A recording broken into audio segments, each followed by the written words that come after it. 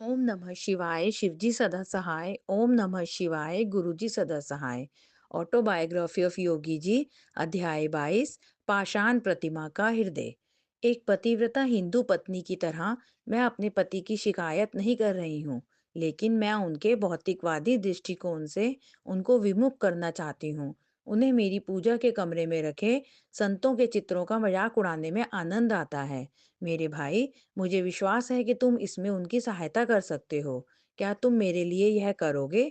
मेरी सबसे बड़ी बहन रोमा ने अनुनय भरी दृष्टि से मुझे देखा। मैं उसके कलकत्ता के गिरीश विद्यारत्न लेन के घर में उसके पास थोड़े दिनों के लिए गया था। उसकी याचना ने मेरे हृदय को छू लिया था, क्योंकि उसने मेरे बचपन में मुझ पर गहरा आध्यात्मिक प्रभाव डाला था और मेरी माँ की मृत्यु से उत्पन्न हुई कमी को अपने प्यार से पूरा करने की कोशिश की थी। मेरी प्यारी बहन, जरूर मैं जो कुछ कर सकता हूँ उसे जरूर करूँगा, मैंने मुस्कुराकर कहा। मैं उसके चेहरे पर दुखी भावों को, जिसे उसका चेहरा स्पष्ट रूप से दिखा रहा था, वह उसके शांत और हंसमुख स्वभाव के एकदम विपरीत था। रोमा और मैं चुपचाप मार्गदर्शन के लिए ध्यान में बैठे। 1 साल पहले मेरी बहन ने मुझे क्रिया योग की दीक्षा देने को कहा था, जिसमें वह काफी अच्छी प्रगति कर रही थी। मेरे अंदर एक प्रेरणा जागी। मैंने कहा, कल दक्षिणेश्वर मंदिर जा रहा हूँ, आप मेरे साथ आइए और अपने पति को भी साथ चलने के लिए मना लीजिए। मुझे लगता है कि उस पवित्र स्थान के स्पंदन और दिव्य माँ उनके हृदय को अवश्य परिवर्तित करेगी। लेकिन हमारे वहां जाने के ध्येय को उन्हें मत बताइएगा। मेरी बहन तैयार हो गई। अगली सुबह तड़के मुझे खुशी हुई कि रोमा और उसके पति मंदिर चलने के लिए तैयार हैं। जब हमारी घोड़ा गाड़ी दक्षिणेश्वर की तरफ अपर सर्कुलर रोड पर खड़खड़ाती हुई जा रही थी, मेरे बहनोई सतीश चंद्र बोस अतीत, वर्तमान और भविष्य के आध्यात्मिक गुरुओं का उपहास करते हुए चल रहे थे। मैंने अपनी दीदी रोमा को चुपचाप रोते हुए देखा। दीदी, खुश हो जाओ, मैं धीरे धीरे फुसफुसाया। अपने पति की इस बात पर गौर मत करो कि हम उनके मजाक को गंभीरता से ले रहे हैं। मुकुंद, कैसे तुम्हें ये निखट्टू पाखंडी अच्छे लगते हैं? सतीश बोल रहे थे।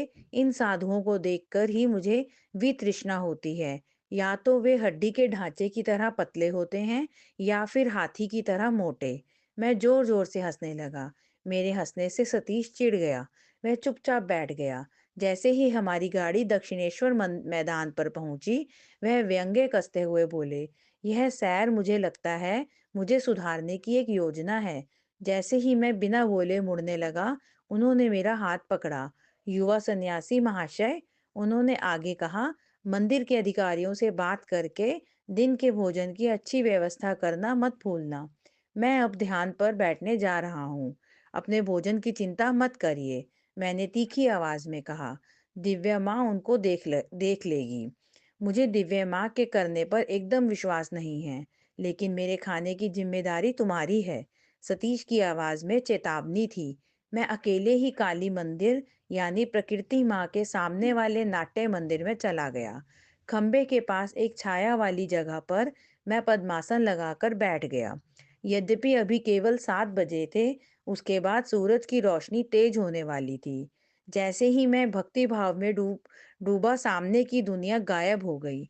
मेरा मन काली देवी पर केंद्रित था, जिनकी मूर्ति महान गुरु श्री राम कृष्ण परमहंस की इष्ट आराध्या देवी थी। उनकी दर्द भरी पुकार पर मंदिर की पत्थर की मूर्ति साक्षात रूप धारण करके उनके साथ बातें करती थी। पत्थर हृदय शांत माँ, मैंने प्रार्थना की। आपने प्रिय भक्त श्री राम कृष्ण परमहंस की प्रार्थना करने पर आप जीवित हो उठती थी। आप अपने इस पुत्र की याचना पर ध्यान क्यों नहीं दे रही हैं? मेरी इच्छा तेज पर तेज होती गई। दिव्य शांति छाई हुई थी। 5 घंटे गुजर गए थे और देवी, जिसका मैं अंदर से ध्यान कर रहा था, उनकी कोई प्रतिक्रिया नहीं थी। मैं थोड़ा निराश हो गया। कभी कभी ईश्वर भक्त की परीक्षा उसकी इच्छा की पूर्ति में देरी देकर करता है, लेकिन वह जिद्दी भक्त के सामने ईश्वर किसी न किसी रूप में अवतरित होते हैं। एक परम ईसाई भक्त क्राइस्ट को देखता है, हिंदू भगवान कृष्ण को, या माँ काली देवी, या विस्तारित होते प्रकाश को, यदि उसकी भक्ति निराकार रूप में मुड़ गई तो। बेदिली से मैंने अपनी आंखें खोली और देखा कि मंदिर के दरवाजे को पुजारी ने बंद कर दिया था, जैसे कि दोपहर में मंदिर को बंद करने की रीति थी। मैं अपनी जगह से उठा और बाहर बरामदे में गया। उसका फर्श दोपहर की धूप से तप रहा था। मेरे नंगे पैर बहुत बुरी तरह से जल गए। दिव्य माँ, मैंने नाराज होकर कहा, आपने मुझे दर्शन नहीं दिए और अब आप मंदिर के बंद दरवाजे में छिप गई। मैं आपके पास एक विशेष प्रार्थना करने आया हूँ, जो मेरे बहनोई की तरफ से है। मेरे अंदर की प्रार्थना को तुरंत स्वीकारा गया। पहले तो एक ठंडी हवा में पीछे की तरफ आई, फिर मेरे पैरों के नीचे, जिसने पैरों को सारी असुविधा को समाप्त कर दिया। फिर आश्चर्य से मैंने देखा, मंदिर का आकार बहुत बड़ा हो गया। बड़ा दरवाजा धीरे धीरे खुला, जहां से काली देवी की पाषाण प्रतिमा दिख रही थी। धीरे धीरे उसने जीवित आकार ले लिया। मुस्कुराकर सिर हाँ में हिलाते हुए मैं अवर्णनीय आनंद से भर उठा, जैसे कि किसी जादुई सिरिंज ने मेरे फेफड़े की सांस खींच ली हो। मेरा शरीर एकदम निश्चल हो गया, यद्यपि इसमें जड़त्व नहीं था। मेरी चेतना का परम आनंद बढ़ता गया। मैं गंगा नदी, जो मेरे बाईं तरफ थी, उसे कई मीलों तक देख सकता था। मंदिर का पार, पूरे दक्षिणेश्वर मंदिर की परिधि को, सभी इमारतों की दीवारें पारदर्शक होकर चमक रही थी। उसके पार मैं लोगों को इधर उधर दूर दूर तक सैकड़ों एकड़ तक देख सकता था। यद्यपि मैं श्वास रहित था और मेरा शरीर अजीब प्रकार से शांत स्थिति में था, फिर भी मैं अपने हाथ पैर खुली तरह चला सकता था। कई मिनटों तक मैं आंखें बंद फिर खोलकर प्रयोग करता रहा। हर स्थिति में पूरे दक्षिणेश्वर के पूरे परिसर का पूरा दृश्य देख रहा था। आध्यात्मिक दृष्टि एक्सरे की तरह सभी पदार्थों को भेद सकती है। दिव्य आंखें या चक्षु केंद्र है, सब जगह का उसमें परिधि नहीं है। मुझे नया आभास हुआ कि धूप से भरे बरामदे में जब मनुष्य ईश्वर का पथभ्रष्ट संतान नहीं रहता, जो बुलबुले की तरह सारहीन स्वप्निल भौतिक संसार में डूबा नहीं रहता, तब उसे अपना अनंत साम्राज्य पुनः प्राप्त हो जाता है। अपने संकीर्ण व्यक्तित्व में सिकुड़ कर बैठने से यदि भाग निकलना मनुष्य की जरूरत हो, तो क्या बेहतर नहीं होगा कि वह सर्वव्यापी ईश्वर के यहाँ भागे। दक्षिणेश्वर के पवित्र अनुभव के बाद अति विशाल वस्तुओं में केवल मंदिर और काली का आकार था, और सब कुछ अपने सामान्य आकार में था। यद्यपि हर चीजें एक हल्दी सफेद नीली और हल्के इंद्रधनुषी रंगों के प्रकाश के अंदर थे। मेरा शरीर ईश्वर जैसे पदार्थ का था, जो उड़ने के लिए तैयार था। मैं अपने चारों तरफ की भौतिक वस्तुओं के बारे में पूरा चैतन्य था। अपने चारों तरफ देख लेता और फिर कुछ कदम बिना बाधा डाले आनंदमय दिव्य दर्शन में आगे चलता।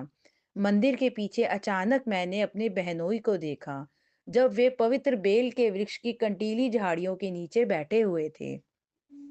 मैं उनके विचारों को बहुत आसानी से पढ़ सकता था।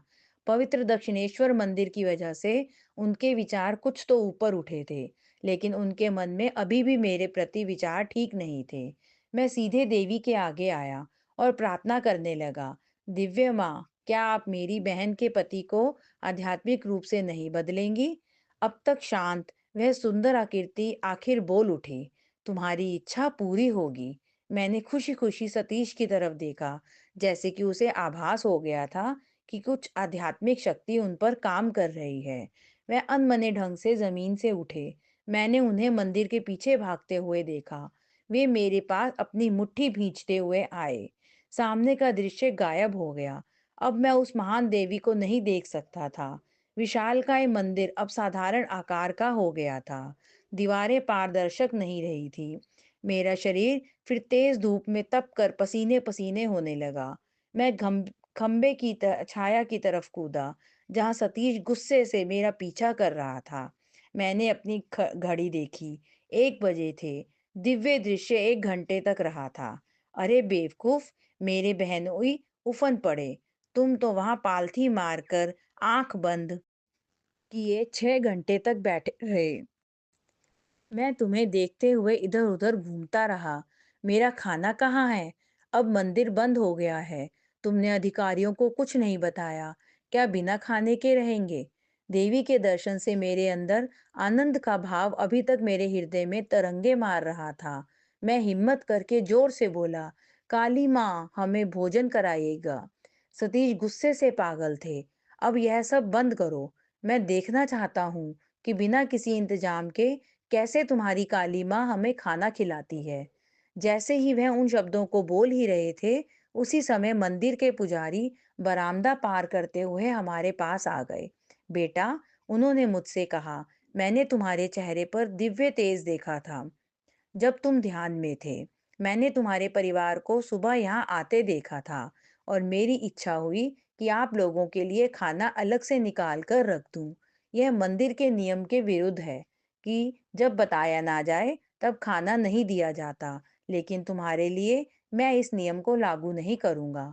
मैंने उन्हें धन्यवाद दिया और सीधी आंखों से सतीश को देखा। वह पश्चाताप में भावुक हो उठे।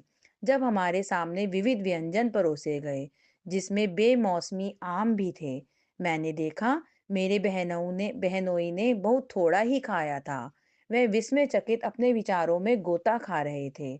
जब हम कलकत्ता वापस आ रहे थे, सतीश कोमल भावों के साथ कभी कभी मेरी और याचना भरी नजरों से देखते, लेकिन उसके बाद उन्होंने एक भी शब्द नहीं बोला। जब मंदिर का पुजारी हमें खाने के लिए आमंत्रित करने आया, तब ऐसे लगा कि वह सतीश की चुनौती का जवाब देने आया था। दूसरे दिन दोपहर मैं अपनी बहन के घर गया। उसने बहुत प्यार से मेरा स्वागत किया। प्रिय भाई, वह रोने लगी। क्या चमत्कार! पिछली शाम मेरे पति मेरे सामने खुलकर रोए। मेरी प्यारी देवी, उन्होंने कहा, मैं बता नहीं सकता कि मैं कितना खुश हूँ कि तुम्हारे भाई की मुझे बदलने की योजना रंग लाई। अब तक जो बुरा मैंने तुम्हारे साथ किया, उन सबको मैं सही करना चाहता हूँ। आज से हम अपनी पूजा का स्थान अपने शयनघर कक्ष को बनाएंगे। मैं क्षमा प्रार्थी हूँ कि मैंने तुम्हारे भाई का मजाक उड़ाया। जिस शर्मनाक व्यवहार को मैं करता रहा हूँ, मैं स्वयं को सजा दूंगा, मुकुंद के साथ बात ना करके, जब तक मैं आध्यात्मिक मार्ग पर तरक्की नहीं कर लेता। हृदय की गहराई से मैं दिव्य माँ को खोजूंगा और किसी दिन मैं निश्चय ही उन्हें पा लूंगा। कई वर्ष बाद मैं दिल्ली अपने बहनोई के पास गया। मुझे यह देखकर बहुत प्रसन्नता हुई कि उन्होंने आत्म साक्षात्कार में बहुत प्रगति कर ली थी और उन्हें जगत माता के दर्शन भी हुए थे। उनके साथ मेरे प्रवास के दौरान मैंने देखा कि सतीश जी चुपके से अपनी रात्रि का ज्यादा भाग दिव्य ध्यान में लगाते थे। यद्यपि उन्हें गंभीर बीमारी थी और दिन के समय वे ऑफिस में अपने काम में व्यस्त रहते थे। मेरे मन में विचार आया कि मेरे बहनोई का जीवन काल लंबा नहीं है। रोमा ने मेरे मन को पढ़ लिया था। प्यारे भाई, उसने कहा, मैं ठीक हूँ और मेरे पति बीमार हैं। फिर भी मैं तुम्हें बताना चाहती हूँ कि एक पतिव्रता पत्नी होने के नाते उनसे पहले मेरी मृत्यु होगी। अब ज्यादा देर का समय नहीं है मेरे जीवन में। उनके अनिष्ट सूचक शब्दों को सुनकर मैं सहम गया।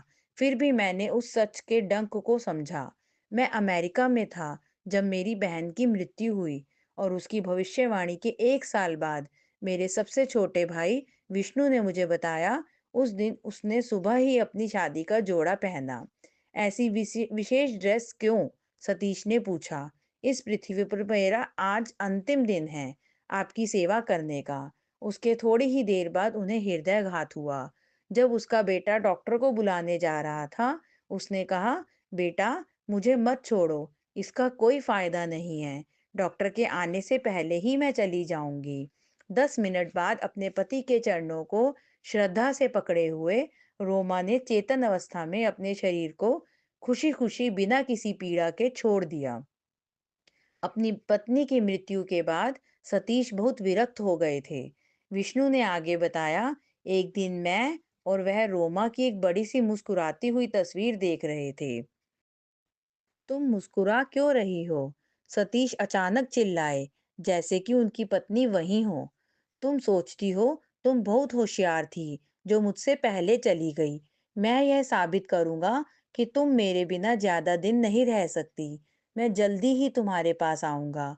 यद्यपि अभी तक सतीश अपनी बीमारी से पूरी तरह से स्वस्थ हो चुके थे और उनका स्वास्थ्य काफी अच्छा था, वह बिना किसी विशेष वजह के चले गए अपने उन कहे गए वाक्य के कुछ दिनों बाद ही। इस तरह मेरी प्यारी बड़ी बहन रोमा और उनके पति सतीश जो दक्षिणेश्वर मंदिर जाने के बाद एक सामान्य सांसारिक मनुष्य से शांत संत में परिवर्तित हो गए थे। दोनों ने ही अपनी मृत्यु की भविष्यवाणी के बाद देह त्याग किया। जय गुरु जी। शुक्राना गुरु जी।